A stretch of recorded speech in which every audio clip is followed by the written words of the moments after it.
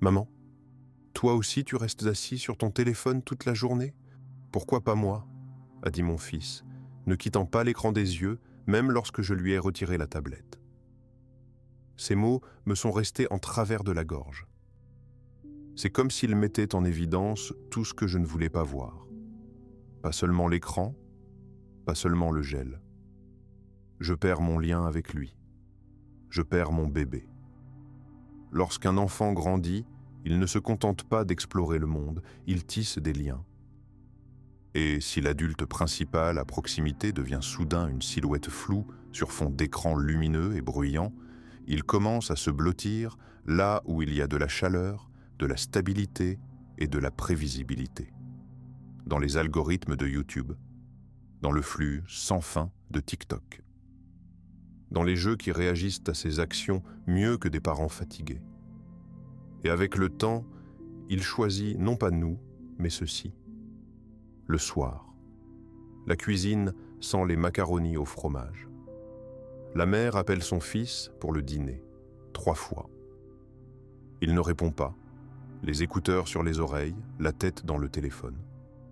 Enfin, il sort sans lever les yeux de l'écran et s'assoit. Les mains, en automatique, prises à gauche, téléphone à droite. « Range-le s'il te plaît », dit maman. Il plisse le front, mais met le gadget de côté. Au bout d'1 minute, il revient à la charge. Combien de fois peut-on faire cela? Maman s'énerve. Qu'est-ce que je suis censé faire? Je m'ennuie. Et de nouveau, le silence. Il n'y a que les tasses et la lumière de l'écran qui se reflètent dans le verre de la fenêtre.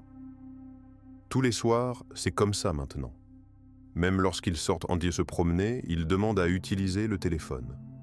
Lorsqu'il est dans la voiture, il le sort immédiatement. Sans écouteurs, il écoute des vidéos à voix haute.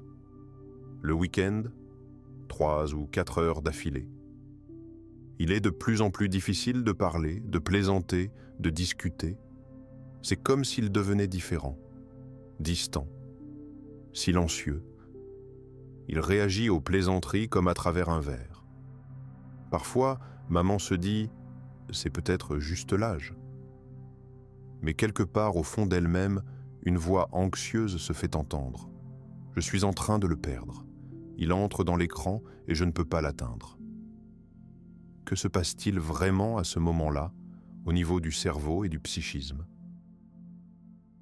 Lorsqu'un enfant est immergé dans un écran pendant des heures, son cerveau s'adapte à des stimulations rapides, lumineuses et en constante évolution.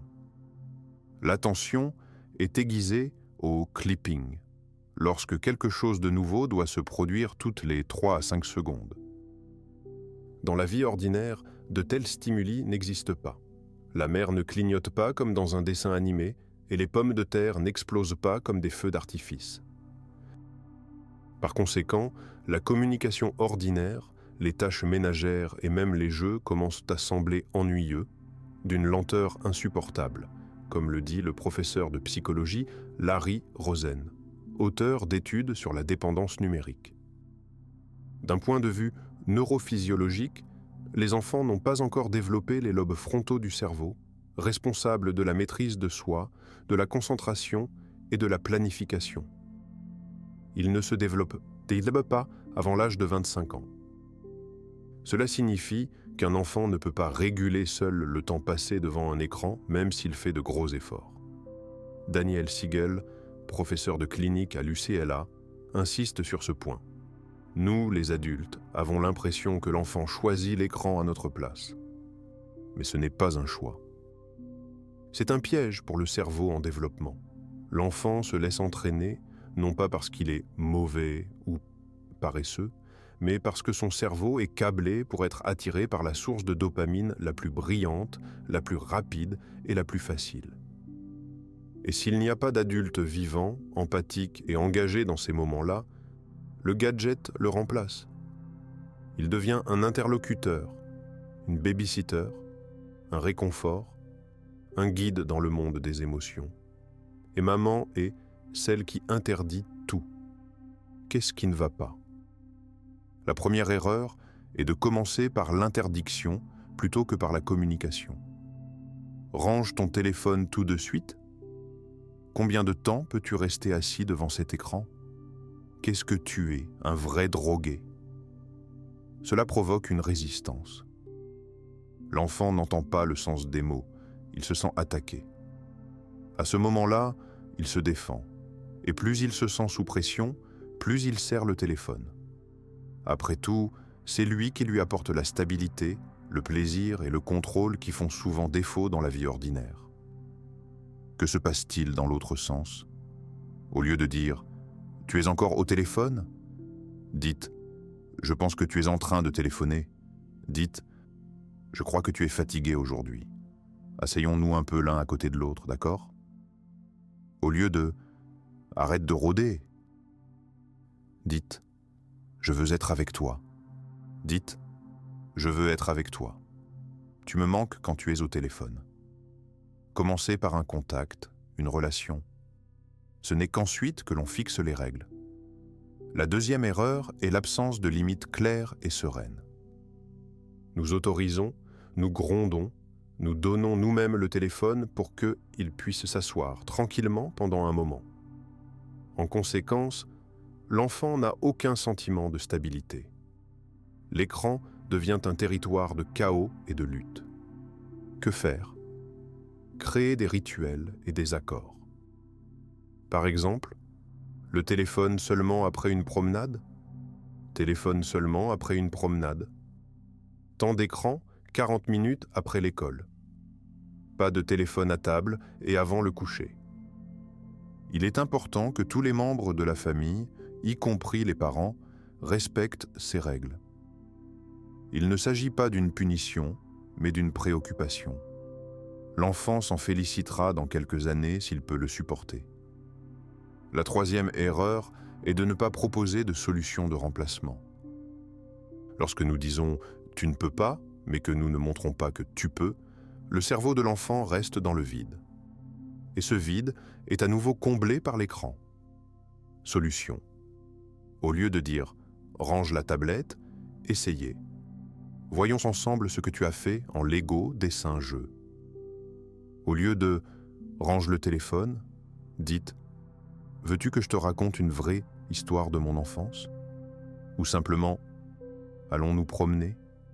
Sans but précis, juste toi et moi.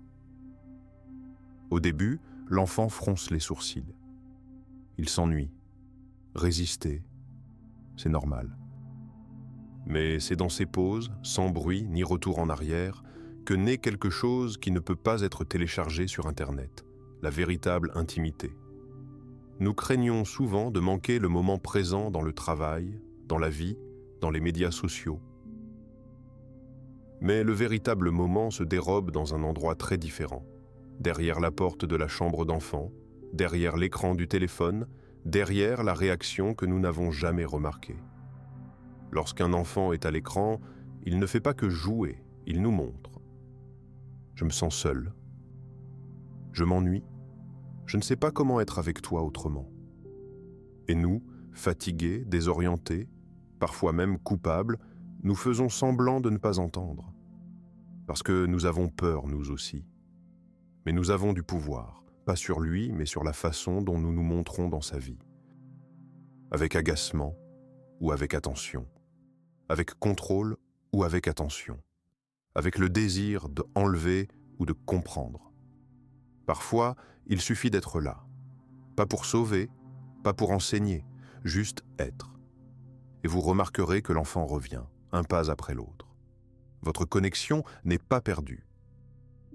Il peut être rétabli. Il n'est pas perdu. Il attend. Il attend que vous redeveniez l'écran le plus intéressant de son monde, et c'est possible. Si cela résonne en vous, abonnez-vous. J'écris des textes qui vous aident à établir une véritable connexion avec vos enfants, sans cris, sans culpabilité. Pour de vrai.